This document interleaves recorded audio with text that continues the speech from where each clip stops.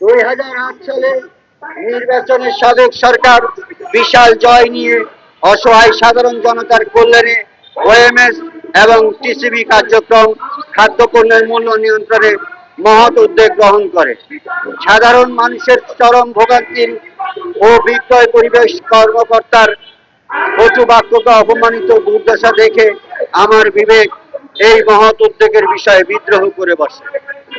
সরকারি এই মহৎ উদ্যোগকে নিখুঁতভাবে পর্যবেক্ষণ করে সরাসরি বুঝতে পারলাম, উপর মহল থেকে শুরু করে গোডাউনের দারোয়ান পর্যন্ত এবং তৃণমূল সমর্থকদের জন্য হতদরিদ্রের কর্ম উপার্জন সময়ত হত্যার অসহায়দের অর্থ লুটপাট হরিলুটের ভোগের এক বিশাল ব্যবস্থাপনা, নিছক আর কিছু নয়।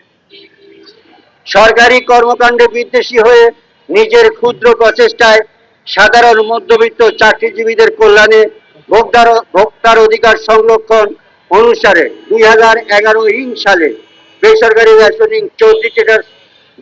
রেশনিং সৌজন্যে 34 ট্রেডার্সকে আরম্ভ করে সরকার ভর্তুকি মূল্যে 24 টাকা চাল বিকল্প ভর্তুকিবিহীন বেসরকারি রেশনিং 22 টাকার পাথরমুক্ত চাল বিক্রয়ে সরকারের মহৎ উদ্যোগকে বৃদ্ধাঙ্গুলি প্রদর্শনের মাধ্যমে ঢাকা মিরপুর এলাকার সকল পাইকারি ও খুচরা বিক্রেতাদের সহজ মূল্যে সব ধরনের চাল, ডাল, তেল, চিনি, আটা, খাদ্যপণ্য সহজ দামে ভোক্তার নিকট বিক্রয়ে বাধ্যকতার সফলতা অর্জন করি। অথচ এক দশকের উপর মানবতার বিপরীত ফল ভোগ করছে আমার পরিবারের সকলে। সাবেক প্রধানমন্ত্রীর নিকট বহুবার খোলা চিঠি ও আবেদনপত্র আমাকে কেন সহযোগিতা না করে সাবেক প্রধানমন্ত্রীর কাছে আমি যখন এই বেসরকারি রেশনিং আমাকে লুটপাট করে নিয়ে যাওয়া হয়, হেন কোনো অপকর্ম করেনি। এই বেসরকারি রেশনিং এর জন্য আমার উপরে তারা চাপ প্রয়োগ করেছে। এই সকল কিছু দেখে আমি সাবেক প্রধানমন্ত্রীর নিকট বহুবার খোলা চিঠি ও আবেদনপত্র সরাসরি জমা দেই ও বাসভবনে ডাকযোগে পাঠাই। সাবেক প্রধানমন্ত্রী আমাকে কোনো সহযোগিতা না করে আমার পরিকল্পনা অনুকরণ করে এক শ্রেণীর স্বার্থে স্থায়ী ভোটারতন্ত্রে স্মার্ট ফ্যামিলি ভোক্তা কার্ড বিতরণের মাধ্যমে মানবতার মা সাইনবোর্ড দণ্ডায়মান খেতাব অর্জন করেন এবং টিসিবি বাণিজ্যিক বিক্রয় উদ্যোগ প্রক্রিয়াধীন অবস্থায় ছাত্র জনতার কঠোর আন্দোলনে সকল সমগ্রদের মাথায় ঘুল ঢেলে প্রতিবেশী দেশে পালিয়ে যান। 1400 শহীদ, 26,000 অঙ্গহানি জুলাই বিপ্লবীদের বিনিময়ে গণতন্ত্র রক্ষা। বাংলার গর্ব ডক্টর মোহাম্মদ ইউনূস স্যারকে পেয়ে আমরা গর্ববোধ করেছিলাম। 11 সেপ্টেম্বর প্রধান উপদেষ্টার কার্যালয়ে ভর্তুকিবিহীন স্বশাসিত বেসরকারি রেশনিং 5 শর্তে বাস্তবায়নের অনুমতি দিলে অত্র স্বশাসিত প্রতিষ্ঠানের শত শত উদ্যোক্তা, হাজারো তরুণ কর্মসংস্থান পাবে এবং প্রতিষ্ঠানের মুনাফার 30% অর্থ জুলাই বিপ্লবের অঙ্গহানিদের পুনর্বাসন, 20% অর্থ দেশ উন্নয়নের ভাসমান দুস্থদের জন্য ব্যয় করা হবে। 29 সেপ্টেম্বর যমুনা অতিথি ভবনে কয়েকবার ডাকযোগে আমি ওনার কাছে একটি খোলা চিঠি ও আবেদনপত্র পাঠাই। 6 অক্টোবর ভর্তুকিবিহীন বেসরকারি রেশনিং বাস্তবায়নের অনুমতি এবং দিক নির্দেশনার জন্য করজোড়ে জাতীয় প্রেস ক্লাবে সংবাদ সম্মেলন করে ওনাকে অনুরোধ করি।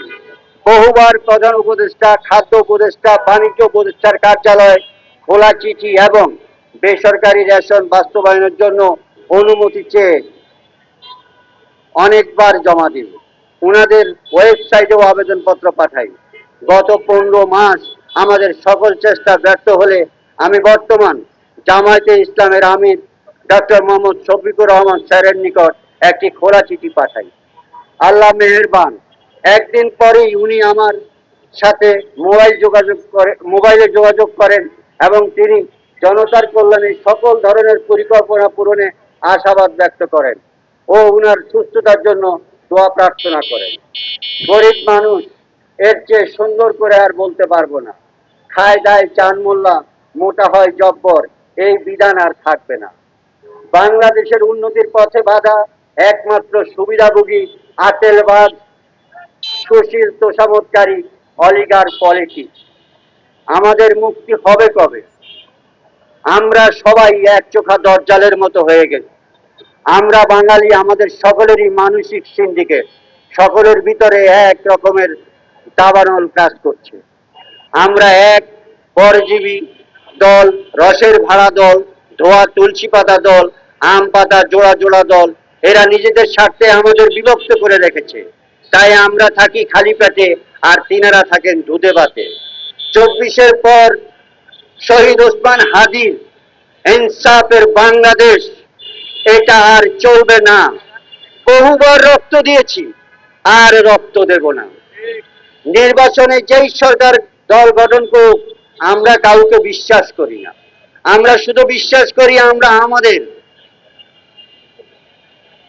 জনতা সকল ক্ষমতার উৎস, এটা কথা নয়।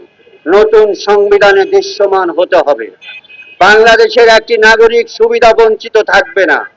আকাশকে ছাদ বানিয়ে পরিচয়হীন একটি শিশু রাস্তায় ক্ষুধার্ত ঘুমাবে না, ভাসমান থাকবে না। তৃতীয় লিঙ্গ নাগরিকদের শিক্ষা, চিকিৎসা ও কর্মের সরকারি সকল সুবিধাভোগীদার হতে হবে। ক্ষুধার যন্ত্রণা নিজের সন্তানকে কেউ বিক্রি করবে না।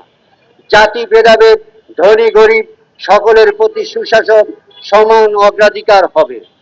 যোগ্যতা অনুযায়ী কর্ম না পাওয়া পর্যন্ত বেকারত্ব অভিশাপ নিরসনে কর্ম হবে। সকলের জন্য সহজ মূল্যে খাদ্য, শিক্ষা, চিকিৎসা, বস্ত্র ব্যবস্থা নিশ্চিত হবে।